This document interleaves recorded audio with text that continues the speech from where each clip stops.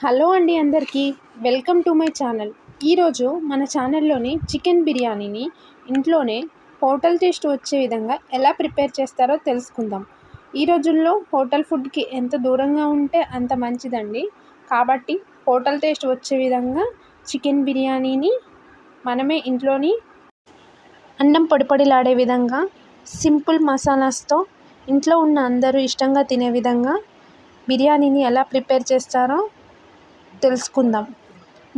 దీనికోసం 3 పెద్ద సైజు ఉల్లిపాయల్ని సన్నగా కట్ చేసుకొని ఆయిల్లో గోల్డెన్ బ్రౌన్ కలర్ వచ్చేంత వరకు ఫ్రై చేసి పక్కన పెట్టుకోవాలి. 1/2 kg వరకు చికెన్ తీసుకొని ఉప్పు నీళ్ళల్లో ఒక 5 నిమిషాల పాటు నానబెట్టి శుభ్రంగా కడుక్కోవాలి. ఆనియన్స్ ఫ్రై చేసిన ఆయిల్లోకి ముందుగా వాష్ చేసి పెట్టుకున్న చికెన్ని వేసుకోవాలి. దీనిలోకి సన్నగా కట్ చేసి పెట్టుకున్న కొత్తిమీరను, అలానే సన్నగా కట్ చేసి పెట్టుకున్న పుదీనాను యాడ్ చేసుకోవాలి. చిటికెడు పసుపుని యాడ్ చేసుకోవాలి. అలానే దీనిలోకి 1 టేబుల్ స్పూన్ కారం వేసుకోవాలి. దీనిలోకి 2 టేబుల్ స్పూన్ల అప్పుడే ఫ్రెష్గా పట్టిన అల్లం వెల్లుల్లిపాయ పేస్ట్ని యాడ్ చేసుకోవాలి. ఇందులోకి 2 టేబుల్ స్పూన్ల బిర్యానీ మసాలాని యాడ్ చేసుకోవాలి. ఇక్కడ నేను ఇన్స్టెంట్గా దొరికే బిర్యానీ మసాలాని యాడ్ చేస్తున్నాను. దీనికి బదులు ఇంట్లోనే ఫ్రెష్గా చేసుకుంది అయితే ఇంకా బాగుంటుంది. అలానే 1 టేబుల్ స్పూన్ చికెన్ మసాలా, అలానే 2 టేబుల్ స్పూన్ల సాల్ట్ని యాడ్ చేసుకోవాలి. అలానే కొద్దిగా నిమ్మరసాన్ని పిండుకోవాలి. మసాలాలన్నీ ముక్కకు పట్టే విధంగా బాగా కలుపుకొని ఒక 5 నిమిషాల పాటు పక్కన పెట్టుకోవాలి. ఇప్పుడు మిక్సీ జార్లోకి ఒక 4 పచ్చిమిర్చి, అలానే కొంచెం పెరుగు యాడ్ చేసుకొని మిక్సీ పట్టుకోవాలి. ఈ పేస్ట్ని ముందుగా నానబెట్టుకున్న చికెన్లోకి యాడ్ చేసుకోవడం వల్ల బిర్యానీ టేస్ట్ అనేది ఇంకా బాగుంటుంది. దీంట్లోకి ముందుగా ఫ్రై చేసి పెట్టుకున్న ఫ్రైడ్ ఆనియన్స్ కూడా యాడ్ చేసుకోవాలి. ఫ్రైడ్ ఆనియన్స్ యాడ్ చేసుకున్నాక ఈ మసాలాని ఒక 5 నిమిషాల పాటు బాగా కలుపుకోవాలి. దీనిలోకి 1 కప్పు పెరుగుని యాడ్ చేసుకొని మసాలాలన్నీ ముక్కకు పట్టే విధంగా బాగా కలుపుకొని ఒక 2 గంటల పాటు మ్యారినేట్ చేసుకోవాలి. ఇలా మ్యారినేట్ చేసుకోవడం వల్ల మసాలా అంతా ముక్కకు పట్టి ముక్క చాలా జ్యూసీగా ఉంటుంది. అలానే నీసు వాసన రాకుండా ఉంటుంది. ఇప్పుడు రైస్ని ఉడికించుకోవడానికి 1/2 kg చికెన్కి 3/4 kg వరకు బియ్యాన్ని తీసుకొని బాగా కడుక్కొని నానబెట్టుకొని పక్కన పెట్టుకోవాలి.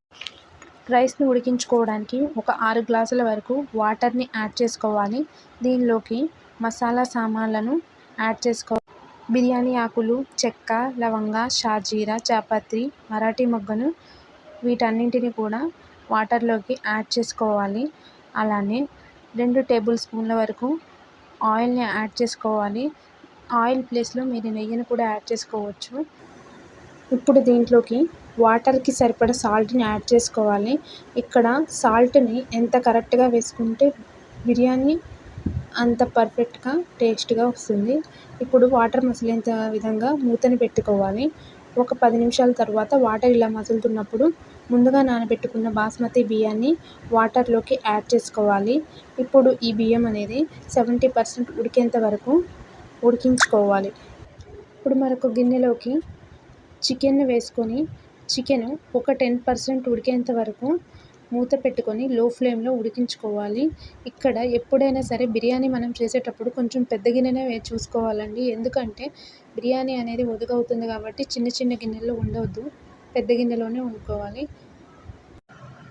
రైస్ 70% ఉడికిందో లేదో చెక్ చేసుకోవాలి. ఇట్లా మెతుకుని పట్టుకోగానే ముక్కలు ముక్కలుగా విడిపోయినట్లయితే రైస్ మనకి పర్ఫెక్ట్గా 70% కుక్ అయినట్టు. ఇప్పుడు రైస్ 70% ఉడికిన తర్వాత దానిని జల్లెల్లోకి తీసుకొని ఒక 10 నిమిషాల పాటు పక్కన పెట్టుకోవాలి. ఇప్పుడు చికెన్ 10% ఉడికిందో లేదో చూసుకోవాలి. ఉడికిన తర్వాత ముందుగా ఉడకబెట్టుకున్న రైస్ని చికెన్లోకి యాడ్ చేసుకోవాలి. రైస్ని ఈవెన్గా మొత్తం స్ప్రెడ్ చేసుకోవాలి.